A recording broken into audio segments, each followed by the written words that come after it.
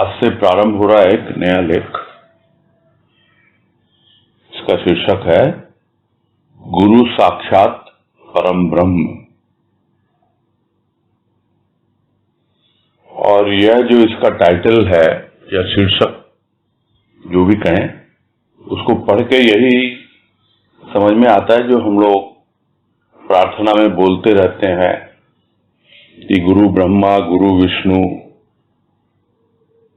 गुरु देवो महेश्वरा गुरु साक्षात परम ब्रह्म तस्मै श्री गुरुवे नमः। यानी वो गुरु जो है वो तीनों देव का रूप तो है ही, ब्रह्मा विष्णु महेश, किंतु उन सबसे ऊपर जो परम ब्रह्म है उसका भी रूप है। और रूप क्या है? वो साक्षात है। यानी तीनों देव जो है वो गुरु में समाये हुए हैं। गुरु ही वास्तव में इन तीनों देवों का जनक है। यदि यह कहा जाए तो कोई अतिशयोक्ति नहीं होगी, क्योंकि ब्रह्म जो है वही वास्तव में सृष्टि के मूल में है, वही सृष्टि का बीज रूप है जिसे ब्रह्म बीज कहा जाता है। तो इसमें यही भाव उमड़ के आता है कि यदि गुरु में हमने उस परम ब्रह्म को देख लिया और साक्षात रूप में देख लिया, तो फिर हम भी उस परम ब्रह्म से साक्षात्कार करने में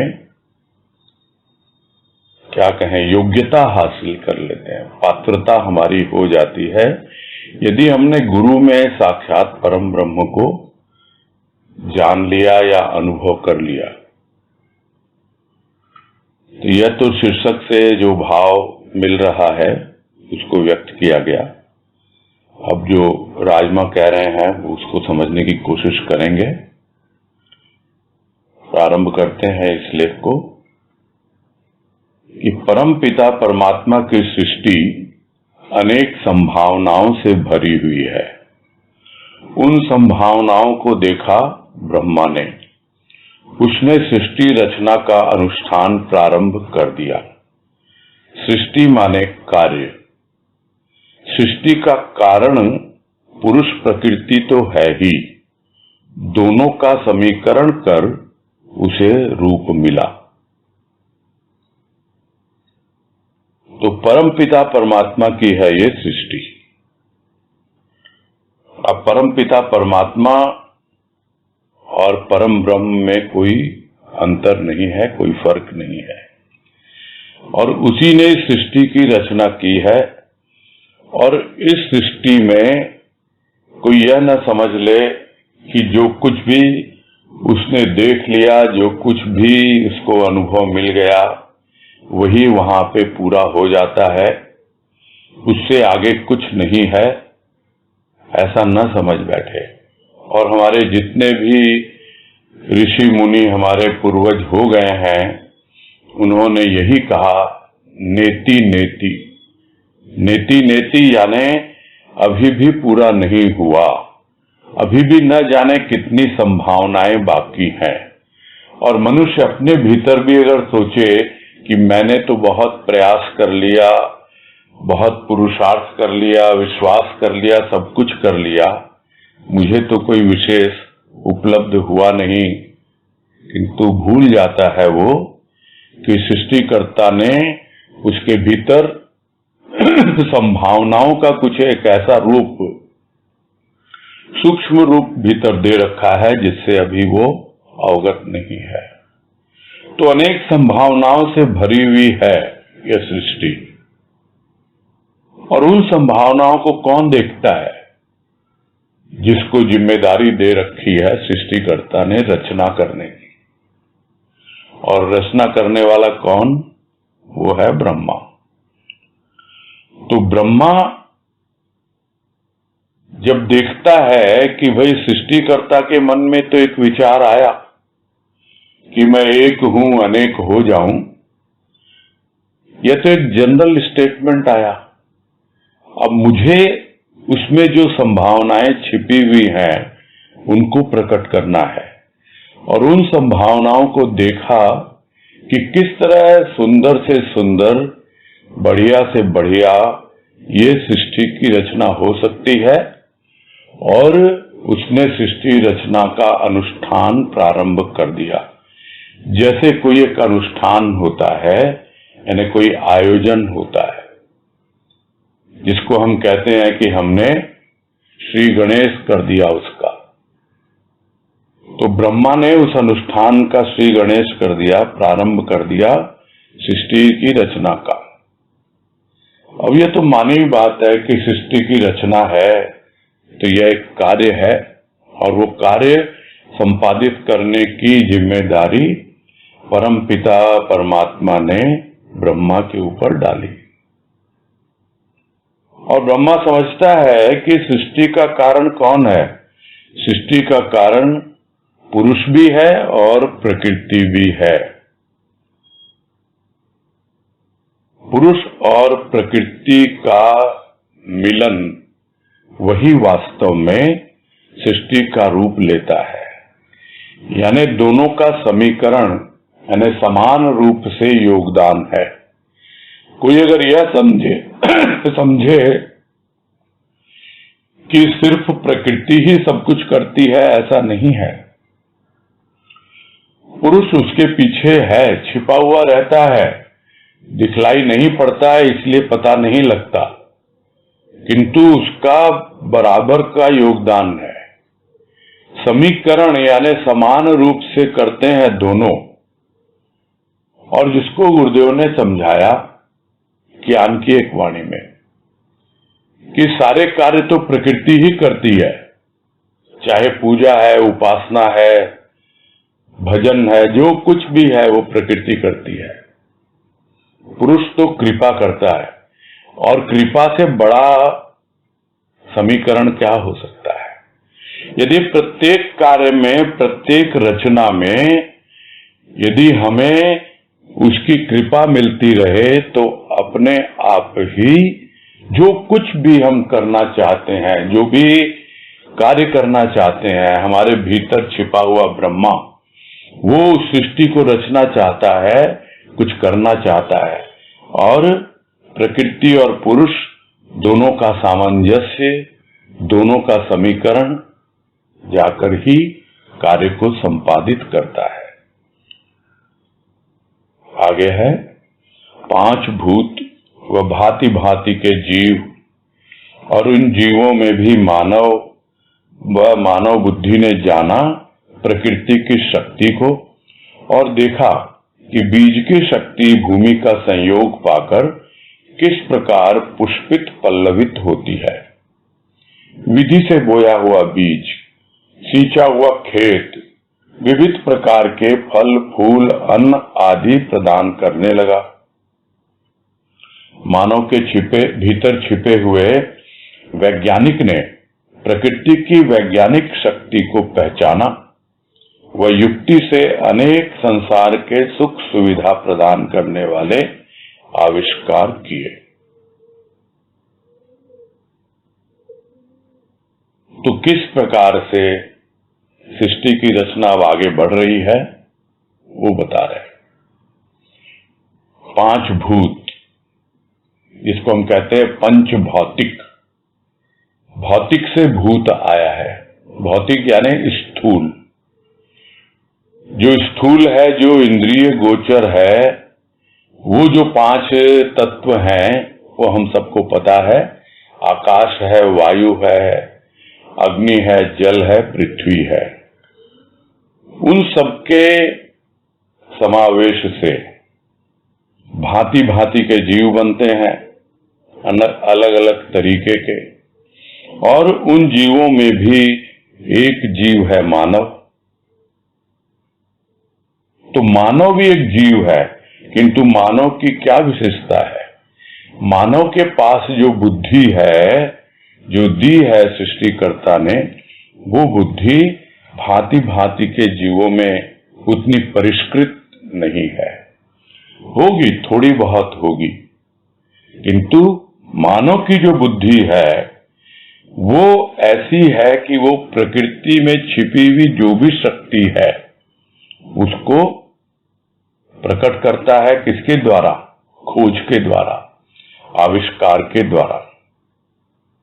तो प्रकृति की एक और वो शक्ति देख रहा है कि बीज का संयोग होता है भूमि के साथ, यानी बीज रोपा जाता है भूमि के अंदर, और धीरे धीरे बीज और भूमि दोनों का समीकरण बैठता है और ऊपर प्रकट होने लगता है उसका एक रूप, पुष्प, पल्लव, न जाने कितने फल फूल, अन्न। इस तरह ये सब किसकी बुद्धि है? ये मानव की बुद्धि है। जो आदि मानव था उसके भीतर खेती करने की बुद्धि नहीं थी, किंतु धीरे धीरे उसने अपनी संभावनाओं को संभाला, समझा और उनको प्रकट किया। तो परमात्मा की सृष्टि अनेक संभावनाओं से भरी हुई है, ये हमें सोच के रखना चाहिए। तो ये मानव की ही बुद्धि थी जिसने देखा किस प्रकार से यह बीज जो है भूमि का संयोग पाता है और कैसे बीज जो है वो फल फूल अन्न इत्यादि प्रदान करने लगता है। इतना ही नहीं, मानव की बुद्धि ने इस प्रकृति के भीतर छिपे हुए एक ऐसी शक्ति का भी आविष्कार किया वैज्ञानिकों ने खोज के द्वारा, और पहचाना उसको, और उस पहचान करके अनेक युक्तियों के द्वारा, तौर तरीकों के द्वारा उसको सुलभ बना दिया प्राणी मात्र के लिए, और संसार की सुख सुविधा के उपादान प्राणी के सामने प्रस्तुत किए अपने आविष्कार के द्वारा इन वैज्ञानिकों ने। ये हम सब देखते हैं। यानी प्रकृति के भीतर जो छिपी हुई शक्ति है उसको तो धीरे धीरे पहचान रहा है मानव, और उसका लाभ भी उठा रहा है, और कई जगह तो उसका दुरुपयोग भी कर रहा है, और बहुत अंशों में प्रकृति का दोहन भी कर रहा है।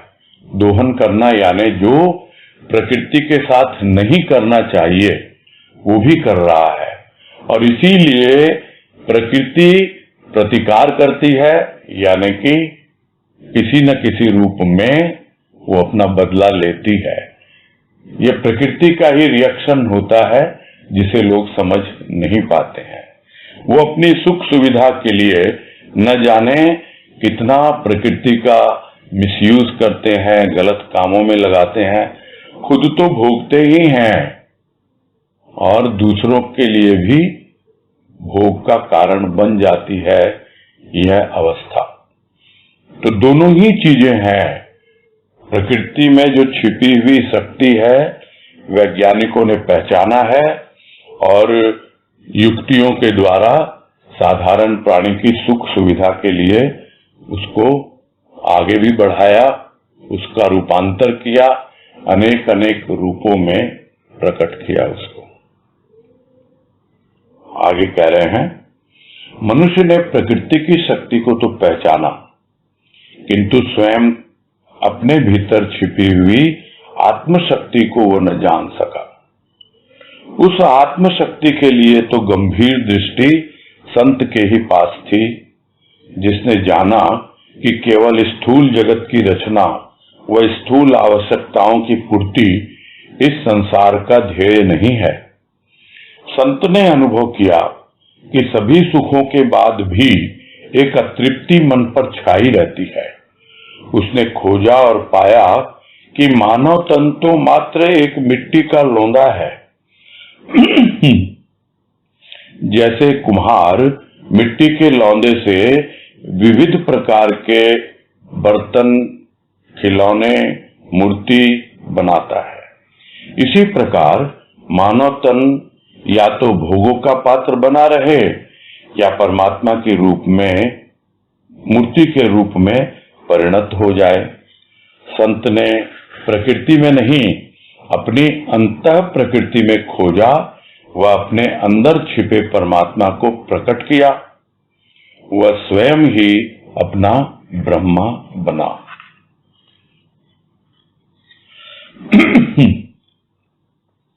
और इसमें यही कह रहे हैं कि मनुष्य ने प्रकृति की शक्ति को तो पहचाना ही नहीं, उसे अपनी सुख सुविधा के लिए काम में भी लिया और सुख सुविधा के सामान जुटाने में उस प्रकृति की शक्ति को दोहन किए जा रहा है और बढ़ाया जा रहा है। यह तो हुआ बाहर की प्रकृति, किंतु अपने भीतर भी एक प्रकृति है। वो प्रकृति जो छिपी हुई है, जिसे हम कहते हैं कि वो हमारी सूक्ष्म प्रकृति है। तो अपने भीतर छिपी हुई सूक्ष्म प्रकृति में जो आत्मशक्ति कार्य कर रही है, उसको वो नहीं जान सका। ये सारा खेल किसका?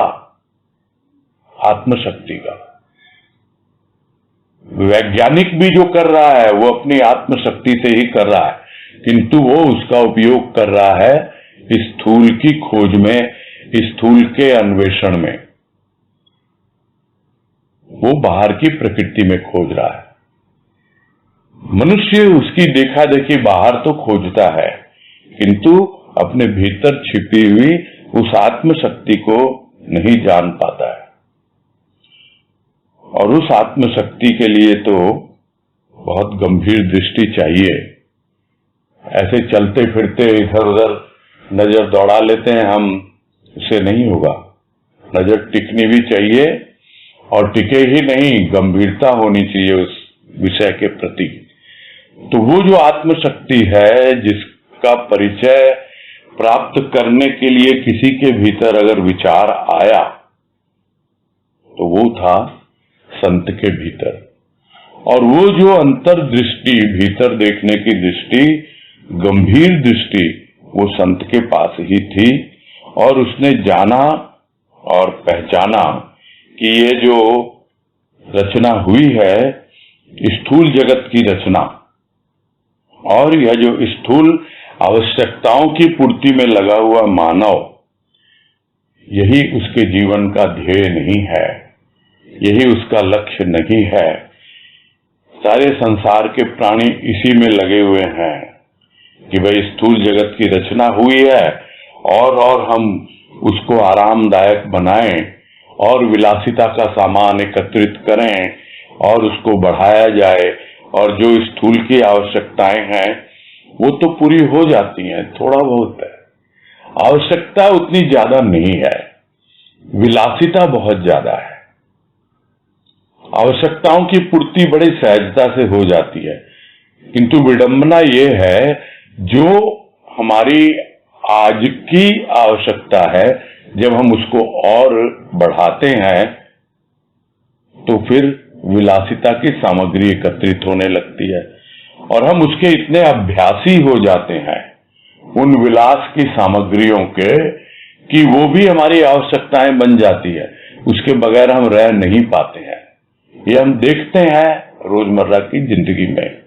यानी हमारा पूरा का पूरा जीवन, संसार के समस्त प्राणियों का जीवन केवल स्थूल जगत में ही रमा रहता है, स्थूल की आवश्यकताओं की पूर्ति में ही लगा रहता है।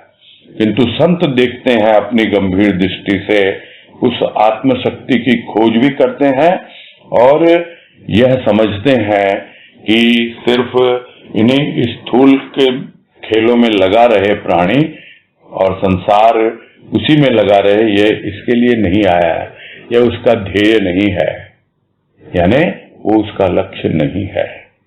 ये संती है जो अनुभव करता है कि सब सुखों के बाद भी एक अतृप्ति मन पर छाई रहती है। हम भी अनुभव करते हैं कि सब कुछ सुख भोग लिया, सब कुछ है, किंतु फिर भी अतृप्ति क्यों है? बस हम सोचते हैं ऐसा ही होता है, किंतु संत ऐसा सोच होता है, सोच के छोड़ नहीं देता। वो यह अनुभव करता है कि जो अतृप्ति छाई हुई है, आखिर उसका कारण क्या है। खोजता है वो, और खोजता है और पाता है कि भाई क्या है ये मानव तन, जो मानव का शरीर लेके आया है इस संसार में, या जीव है क्या ये तो एक मिट्टी के समान है। जैसे मिट्टी का लौंदा, माने कच्ची मिट्टी होती है जो कुम्हार बना के रखता है और उससे अनेक प्रकार के बर्तन गढ़ता है, कोई खिलौने, कोई मूर्ति। इसी तरह है ये मानव का तन, तो वैसा ही है। यानी आप जो चाहो इस मानव तन से गढ़ सकते हो। तो या तो वो बना रहे भोगों का पात्र, जिसके अंदर बस एक ऐसा बर्तन बन गया जिसके अंदर केवल और केवल भोग की सामग्री ही अंदर जा रही है। जितने भी उसके 9 द्वार हैं, पूरे शरीर में 9 द्वार बताए गए हैं। हम सबको पता है, आंख, 2 नाक, 2 कान के द्वार, जिह्वा का एक द्वार, इस तरह सब द्वार है, 9 द्वार। उसके द्वारा सब भीतर जा रहा है, उसके भोग का पात्र है। जिस तरह पात्र के भीतर हम ठूस ठूस के भर देते हैं कोई चीज किसी बर्तन में, वैसे ही अपने भीतर उन भोग की सामग्रियों को हमने ठूस ठूस के भरा हुआ है।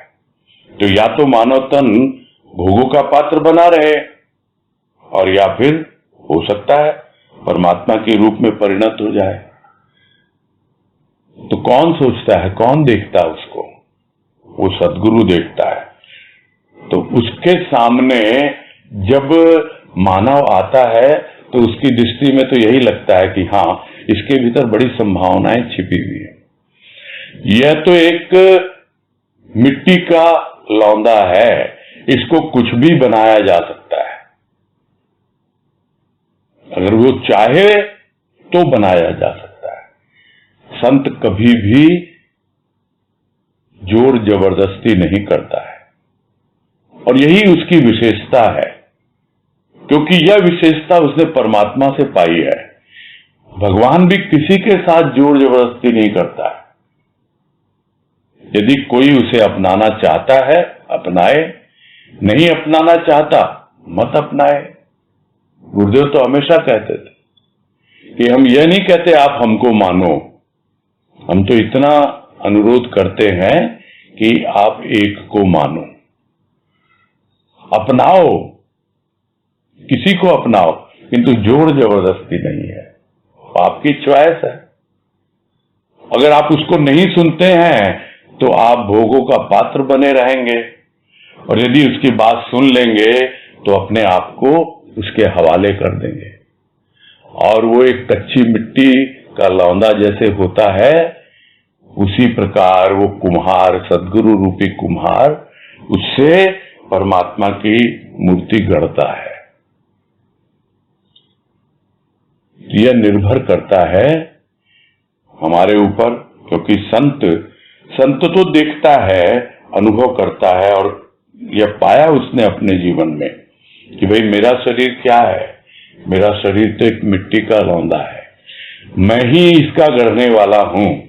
तो सबसे पहले जो भी उसने एक्सपेरिमेंट किया, अपने ऊपर प्रयोग किया सब कुछ, और जो प्रयोग किया कि मैंने अपना जीवन में गढ़ सकता हूं, तो मैं दूसरों का भी गढ़ सकता हूं। तो इस तरह से संत ने प्रकृति में ही नहीं, अपने अंतर प्रकृति में, यानी भीतर की प्रकृति में खोज की कि वो क्या प्रोसीजर है, वो क्या तौर तरीके हैं जिसके द्वारा हम अपने भीतर छिपे हुए उस परमात्मा को प्रकट कर पाए।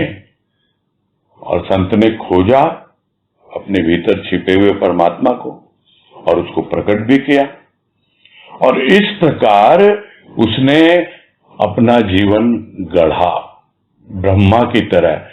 जिस तरह ब्रह्मा ने पूरी सृष्टि की रचना की है, संत ने अपने जीवन की रचना की है। अपने भीतर बाहर सब कुछ अपना रचनहार स्वयं का ब्रह्मा है वो संत। आगे है, मानव तन की माटी में प्रभु भाव का बीज बोकर उसने इसमें से सत्य का फल पाया। मानव तन की भूमि में प्रभु प्रेम का रस डालकर गूंधा और इसे प्रभु मूर्ति के रूप में रच डाला। अपने ही अद्भुत ईश्वरीय रूप का अवलोकन कर उसने अलौकिक आनंद का अनुभव किया। पाया उसने कि अपने रूप का वह स्वयं ही सृष्टा है, स्वयं ही दृष्टा है, स्वयं ही बीज है, स्वयं ही फल है, स्वयं ही रस है, वह स्वयं ही रसेश्वर है। इस अद्भुत आनंद की समाधि के बाद दृष्टि जब पड़ी सृष्टि पर तो पाया वहां भी कि हर मानव, सारी मिट्टी, सारे पत्थर प्रभु मूर्ति बनने की संभावना अपने में छिपाए हुए हैं। उनकी संभावना को रूप देकर उन्हें भी अलौकिक आनंद देने की चाह उमड़ पड़ी हृदय में। आह्वान किया मानव का मधुर वाणी से, अज्ञात कृपा से। जो मानव संत की शरण में आया उसे उन्होंने परमात्मा के लिए ही तैयार किया।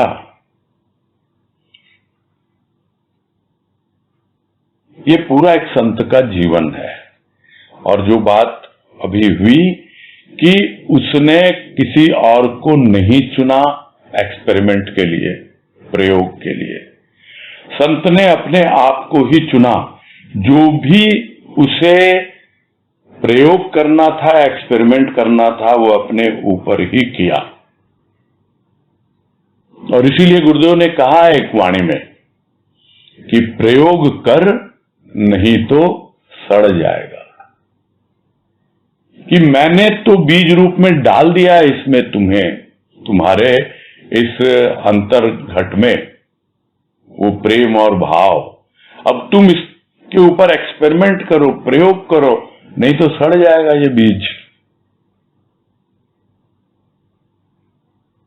और यहां यही कह रहे हैं कि ये मानव तन की माटी है, मिट्टी का लौंदा है ये, और इस माटी में प्रभु के भाव का बीज बोया उसने।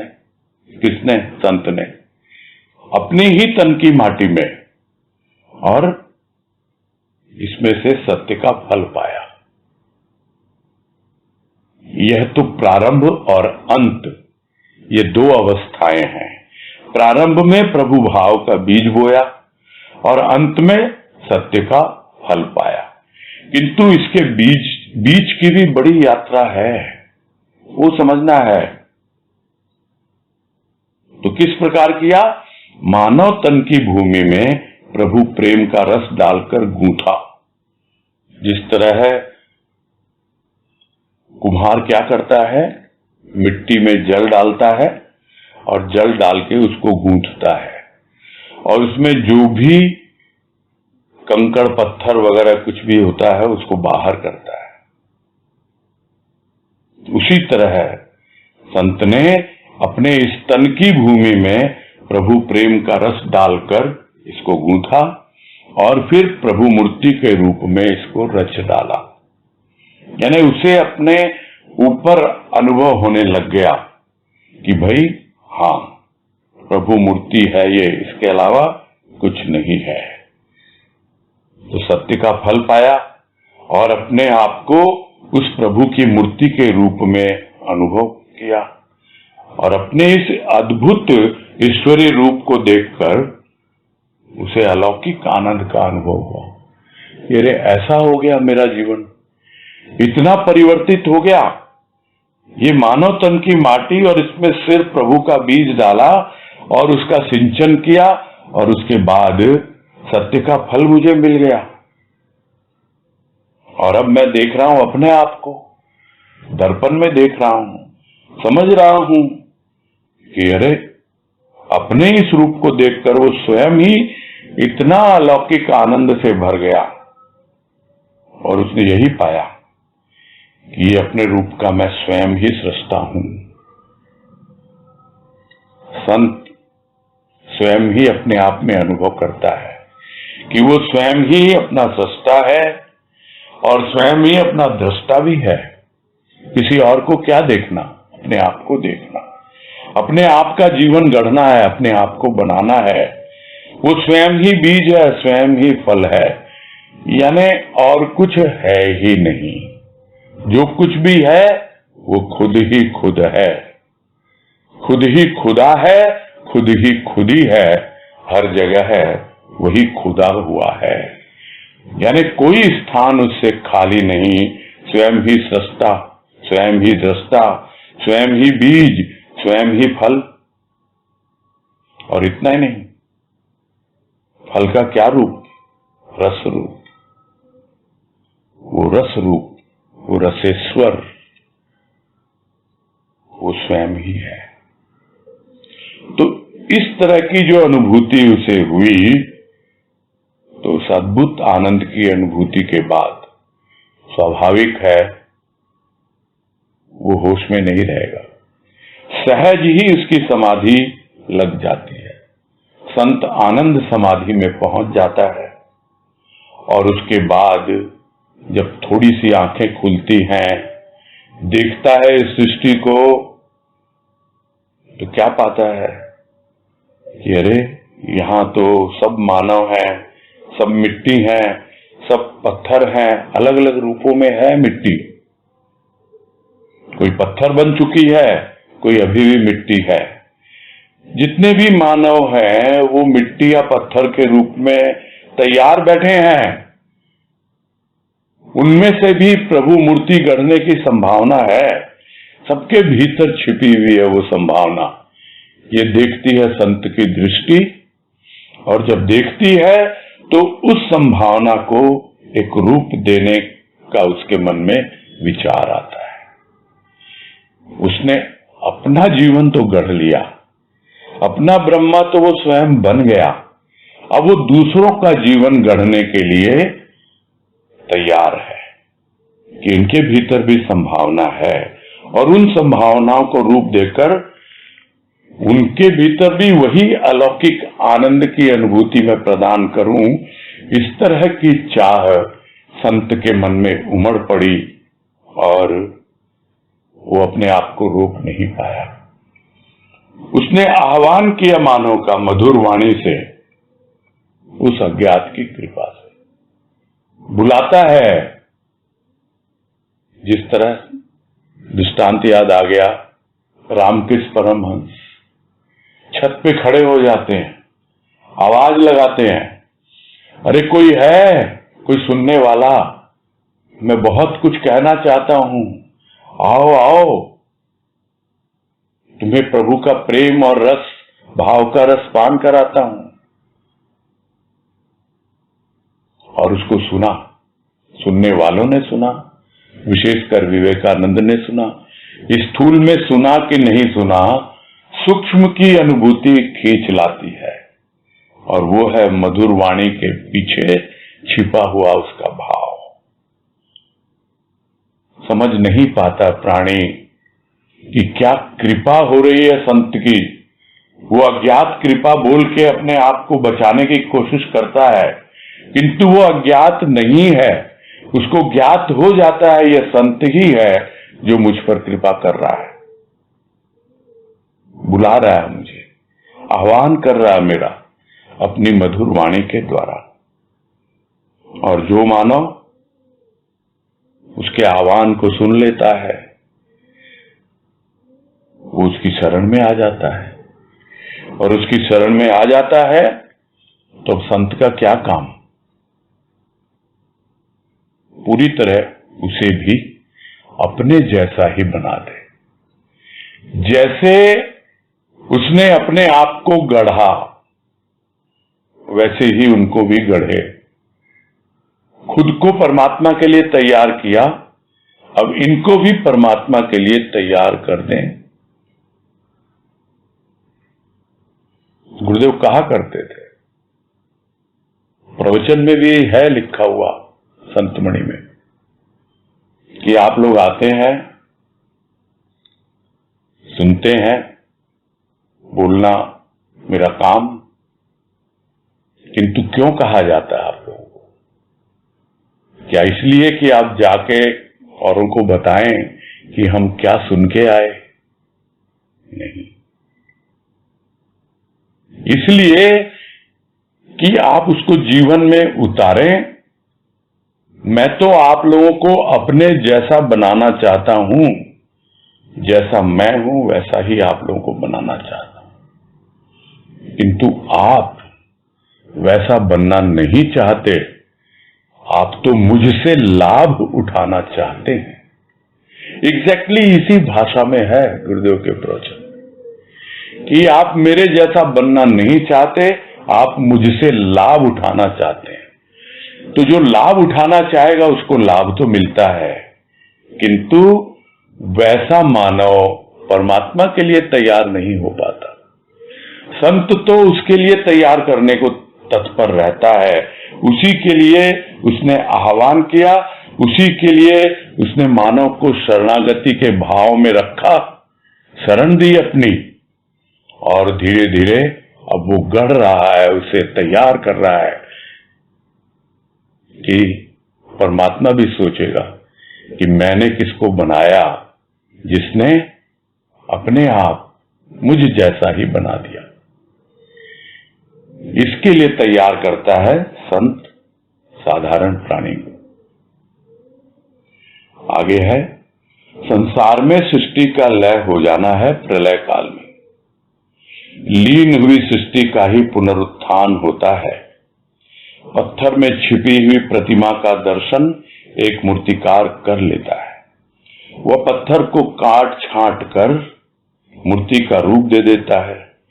इसी भांति संत की शरण में आए हुए जीव के अनावश्यक संस्कार विकार संतवाणी से सहज रूप में नष्ट हो जाते हैं, और जीव अपने शुद्ध बुद्ध रूप को देखता है तो पाता है अनिर्वचनीय आनंद। तभी कह उठता है गुरु साक्षात ब्रह्मा। ब्रह्मा ने सृष्टि रची, किंतु गुरु ब्रह्म ने इस सृष्टि में परमात्मा को रच दिया।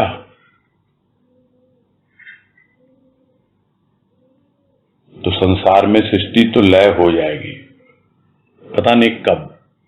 लोग कहते हैं वो प्रलय काल होता है, जब प्रलय आएगी तो पूरी सृष्टि लय हो जाएगी, यानी सृष्टिकर्ता अपनी पूरी सृष्टि को अपने में समेट लेगा, और उसके बाद जो लीन हो जाएगी सृष्टि तो फिर से प्रकट होगी, उसका फिर से उत्थान होगा, फिर से विकास की ओर बढ़ेगी।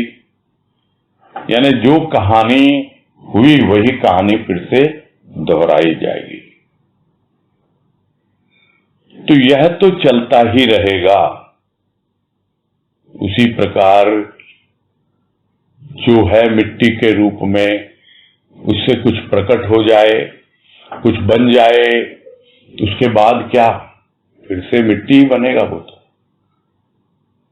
किंतु जो मिट्टी जम चुकी है इतने वर्षों वर्ष और पत्थर का रूप धारण कर चुकी है, उस पत्थर में से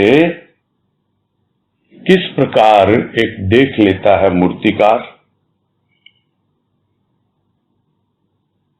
कि इसमें छिपी हुई है वो मूर्ति। पत्थर तो पत्थर ही है, साधारण प्राणी को तो वो पत्थर ही नजर आएगा, किंतु जो एक मूर्तिकार है उसको वो पत्थर नहीं दिखता, उसको उस पत्थर में छिपी हुई मूर्ति नजर आती है। तो क्या करता है वो पत्थर को काट छांट कर मूर्ति का रूप दे देता है। यानी जो कुछ भी उस पत्थर में निरर्थक है उसको हटा देता है। यानी बहुत ज्यादा तोड़फोड़ नहीं करता मूर्तिकार, थोड़ा बहुत ऊपरी यहां वहां इधर उधर काट छांट करता है और उस मूर्ति का रूप प्रकट हो जाता है। तो यह तो एक उदाहरण है समझने के लिए भले ही कितने जन्म जन्मांतर से हम मिट्टी से पत्थर बन गए हों, किंतु संत की शरण में यदि आएंगे तो हमारे जितने भी जन्म जन्मांतर के अनावश्यक संस्कार हैं, यानी जो आवश्यकता नहीं है, उनकी काट छांट करेगा संत, हटाएगा उनको। उसके लिए हम तैयार रहें।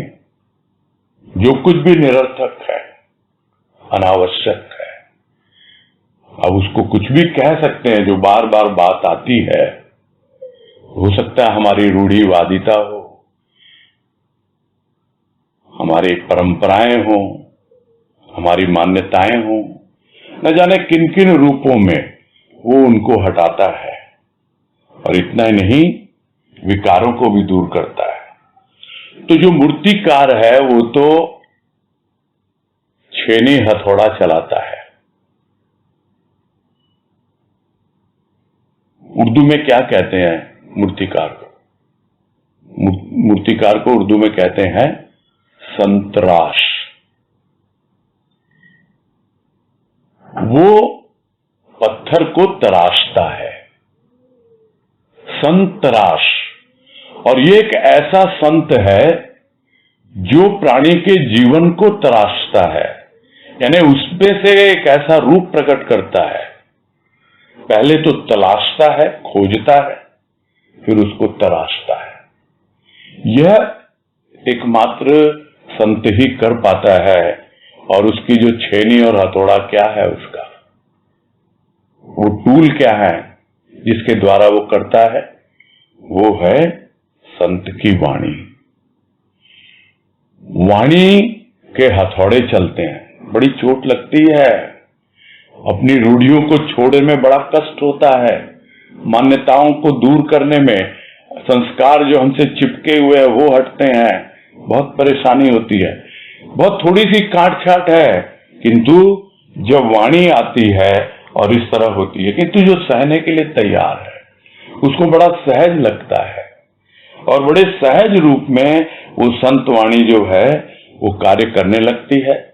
उसका भाव आता है, वो भाव उसको और थोड़ा सा नरम कर देता है, या एक प्रकार से यूं कहें कि वो एनेस्थीसिया का काम करता है।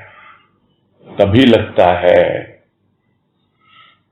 क्या सहलाता तू जब अंतर को, चोट लगे सत्कार, सतगुरु तुम हो मेरे कुमार। अंतर को सहलाता रहता है और ऊपर से चोट देता रहता है, ताकि हमें गढ़ पाए, एक रूप दे पाए। ये तो कुम्हार के लिए है, वैसे ही मूर्तिकार के लिए भी है। तो सहज रूप से एकदम भीतर में सहलाता रहता है और ऊपर से निखारता रहता है, पखारता रहता है। जितने अनावश्यक विकार, संस्कार, विचार, सबको दूर कर देता है। और तब जीव देखता है अपने शुद्ध बुद्ध रूप को, तो क्या आनंद है उसका।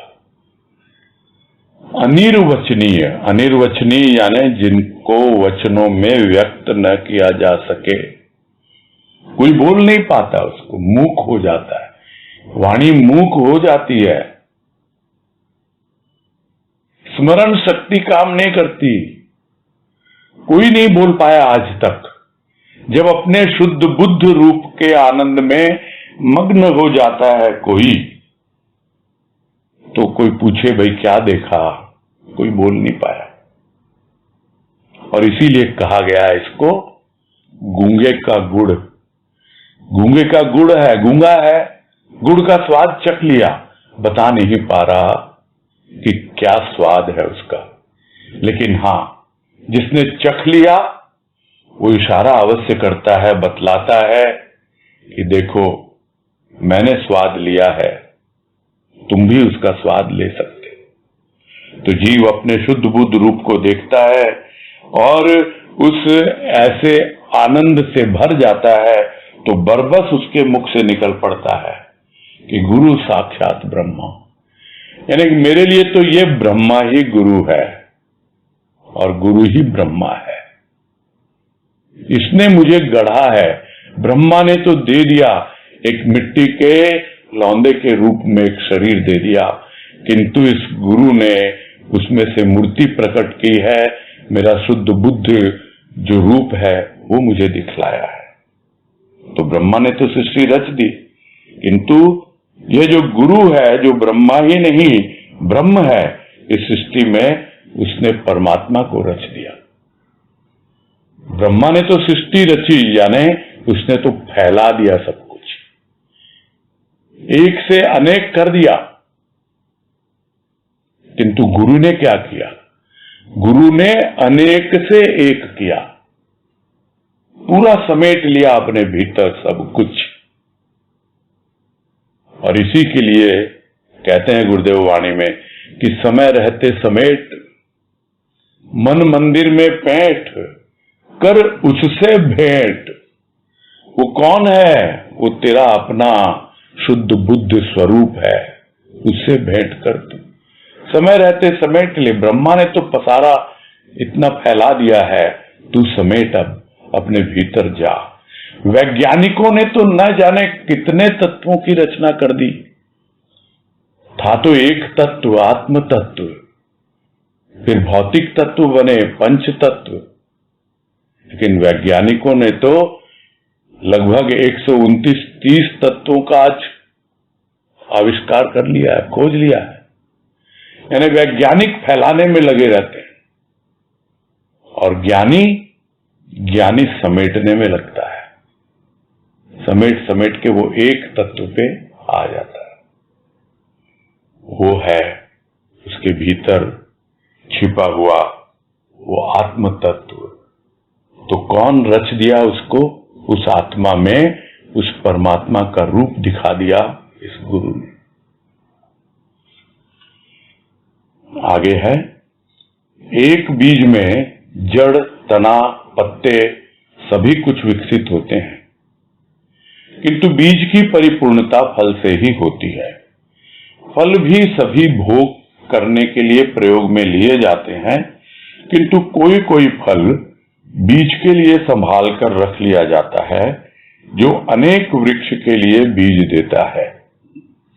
इसी भांति सृष्टि का मधुर फल मानव जन्म है, किंतु मानव अपने आप को सुखोपभोग में ही खपाने में मस्त है। कोई कोई मानव देह सुखोपभोग में न लगकर अपने भीतर परमात्मा, परमपिता परमात्मा के प्रेम बीज को पकाने में ही प्रयोग में लाता है।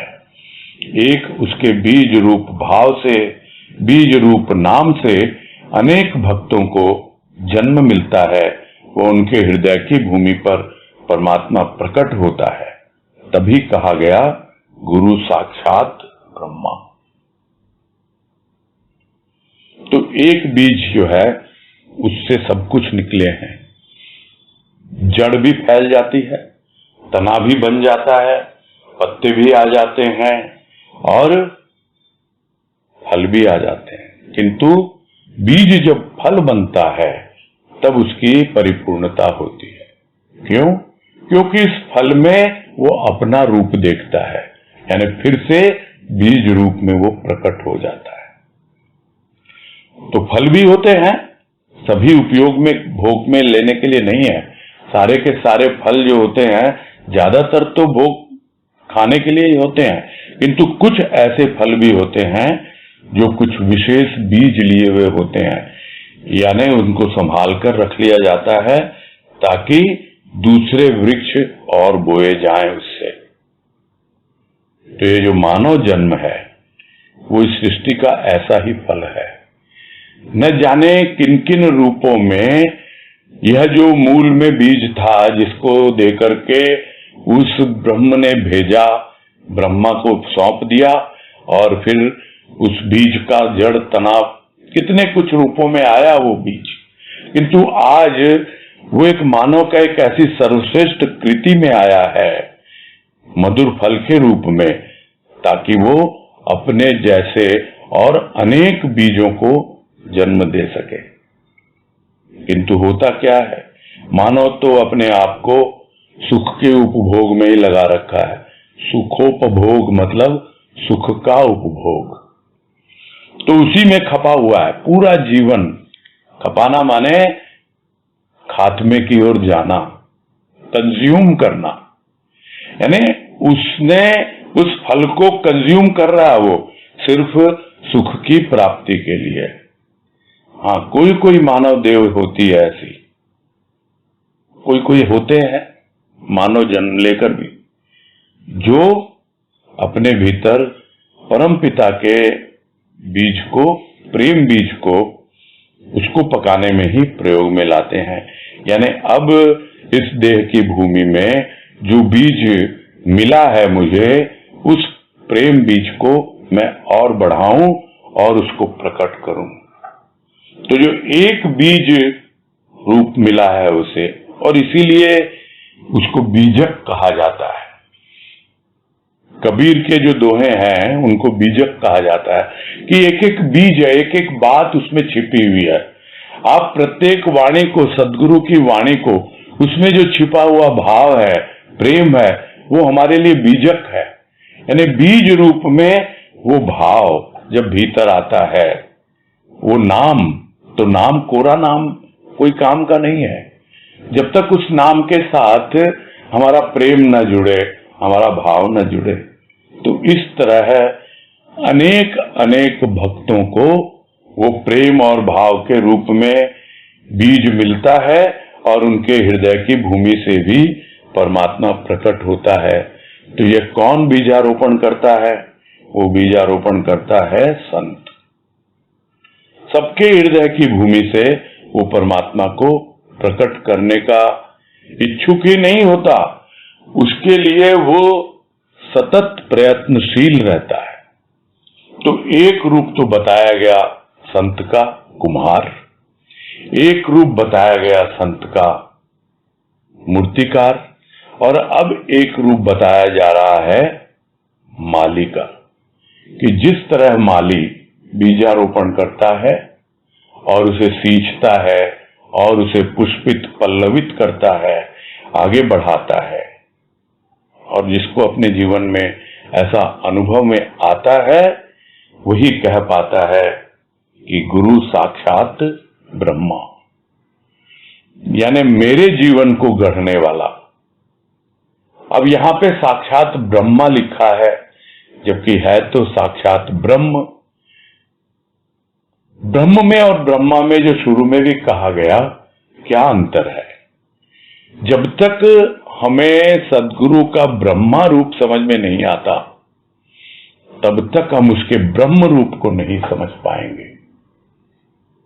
ब्रह्मा क्या है? सृष्टि की रचना करने का उसको जिम्मा मिला है, जिम्मेदारी है। वैसे ही जब ब्रह्मा रूप में आता है सद्गुरु, तो हमारे भीतर की पूरी जो सृष्टि है उसकी रचना करने की जिम्मेदारी हम उसको सौंप देते हैं, और वो माली बनकर पूरी तरह हमारी देखभाल करता है, और हो गया।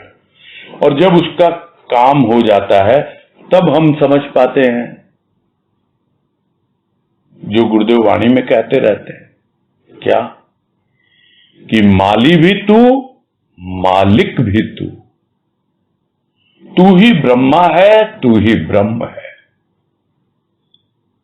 कोई अंतर नहीं है यहां, समझना बस इतना है। लोग कहेंगे मालिक ने ही तो माली को रखा है। हाँ है, मालिक का भाव आएगा बाद में, ब्रह्म का भाव आएगा बाद में। अभी तो हम ब्रह्मा के भाव को समझ रहे हैं कि किस प्रकार वो माली बनकर हमारे भीतर प्रेम और भाव का बीजारोपण करता है, और अनेक भक्तों को एक नया जन्म मिलता है, और समझ पाते हैं कि मानव बनके तो हम आए, किंतु अब हम देख रहे हैं कि हमने अपने जीवन को सिर्फ सुखों के उपभोग के लिए नहीं नष्ट किया है। हम इस जीवन की उपयोगिता समझ चुके हैं। अब हम उपभोग से उपयोग में आ गए हैं, काम में ले रहे हैं, सही दिशा में काम में ले रहे हैं। नहीं तो खपा जा रहा था, कंज्यूम हुए जा रहा था। अब हम कंज्यूम नहीं कर रहे हैं इसको, अब हम इसको यूज में ले रहे हैं, काम में ले रहे हैं। यह भाव अपने आप भीतर से आने लगता है जब हम देखते हैं कौन है मुझे बनाने वाला, कौन है मेरा ब्रह्मा, साक्षात मेरा सद्गुरु। बस यही पूरा कर।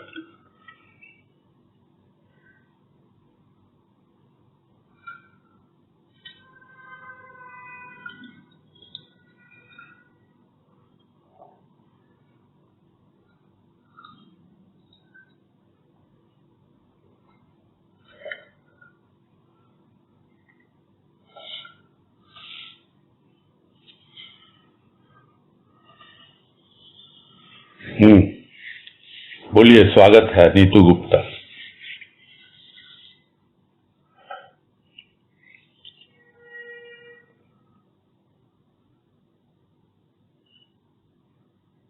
हरिओम भैया। हाँ हरिओम, बोलिए। हाँ, जैसे इसमें एक जिज्ञासा ये आ रही थी कि अपने आप को सीमित कैसे किया जाए। सीमित कैसे किया जाए? समेटना है। जो फैला रखा है उसको समेटना है। कैसे मतलब? अभी हमारी वृत्तियां सब फैली हुई है, बिखरी हुई है इधर उधर, विचार इधर उधर भागते रहते हैं। समेटेंगे नहीं तो कंसंट्रेट कहाँ करेंगे, ध्यान कैसे बैठेगा? हाँ। यही है समेटने का मतलब। हाँ। तो मतलब संसार में हम कोई भी कार्य एक जगह केंद्रित करेंगे तो अपने आप सिमटती जाएंगी। अच्छा, ठीक ठीक। हाँ, हरिओम। हाँ हरिओम। सुनीता जालान। भैया, ब्रह्मा और ब्रह्म में भी इतना अंतर है तो इतनी मतलब प्रार्थना में तो ऐसे कभी अलग अलग ऐसा भाव समझ में नहीं आया, तो ऐसे थोड़ा सा और समझ लीजिए। ब्रह्मा हम बोलते हैं कि नहीं बोलते?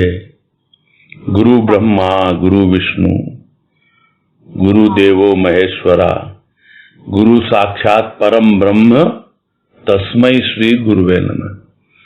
शुरू में ब्रह्मा बोलते हैं, बाद में साक्षात परम ब्रह्म बोलते हैं। हाँ हाँ, आधे लोग गलत ही बोलते ध्यान नहीं गया कभी। अब कोई गलत बोलता है, गलत सुनता है, वो एक अलग बात है। ये जो श्लोक है ये यही है, साक्षात परम ब्रह्म। तो ब्रह्म और ब्रह्मा में अंतर तो शुरू में ही बोल दिया गया। जब इसके टाइटल पे बात हो रही थी, हेडिंग पे, तभी बात आ गई थी। नहीं समझ में नहीं आया क्या आपको? अभी समझ में आया जब आपने लास्ट में खोला ना तब, लेकिन एक बार ऐसा लगा कि वापस से समझ ऐसे मतलब अभी तक अलग। ब्रह्म यानी जो ओरिजिन है, जो बीज रूप में है, जिसको ब्रह्म बीज कहा जाता है। हाँ। और ब्रह्मा विष्णु महेश, ये तीन देवों को रचना करने के लिए, पालन करने के लिए और संहार करने का जिम्मा दिया है उस सृष्टिकर्ता ने, उस ब्रह्म ने। समझ गए अब? हाँ जी, हाँ जी। ठीक है। हाँ। अजय बंसल, बोलिए। प्रणाम भैया। हाँ नमस्कार, बोलिए। आपको इतने टाइम से सुनते सुनते ये जो आप बता रहे थे कि वाणी से जो है वो संत तराशता है, तो आपको सुनते सुनते ऐसा लगता है कि नहीं मेरे में भी है कुछ दिव्यता। तो हालांकि वो बहुत ही डिम है, मतलब एक जो लौ है कभी दिखाई देती है, अक्सर तो दिखाई नहीं देती है। कोशिश कर रहे हैं तो वही मतलब जैसे आप बोलते हो लगे रहना है, कुछ रखी है, तो दिव्यता अक्सर दिखाई नहीं देती है। नहीं, लगे तो रहना है, तो बाकी क्वालिटेटिव टाइम चाहिए उसको, है ना। हाँ, लगे रहो लेकिन क्वालिटी टाइम के साथ। सिर्फ समय हम लगा दिया 1 घंटा, लेकिन उस 1 घंटे में हमारी क्या हमने किया, कितना कंसंट्रेशन हमारा रहा, कितना ध्यान हमारा रहा, कितना और हमने प्रेम और भाव के साथ उसके साथ हम जुड़े, बहुत सारी चीजें होती हैं, है ना। लगे रहना, समय देना है ऑब्वियसली, लेकिन साथ साथ हमें उसकी गुणात्मकता भी देखनी है, उसकी क्वालिटी भी देखनी है। आता है परिवर्तन, किसी में जल्दी आ जाता है, किसी में थोड़ा समय लगता है, बस ऐसा नहीं है। चेंज आप खुद अनुभव कर रहे हैं, बोल ही रहे हैं, और बहुत बड़ी कृपा मानता हूं गुरुदेव की, कि बहुत बड़ी कृपा है, परिवर्तन तो होता ही है। हाँ भैया, कृपा तो है, और आपका जो वे ऑफ एक्सप्रेशन इतना अच्छा है कि काफी छू जाता है, और बहुत आपका शुक्रगुजार। नहीं, वो सारी उसी की है, लीला उसकी है, उसी की कृपा है, हम लोग कुछ भी नहीं है ना। ठीक है, थैंक यू भैया। हाँ, थैंक यू। ठीक है, पूरा करते हैं, समय हो गया।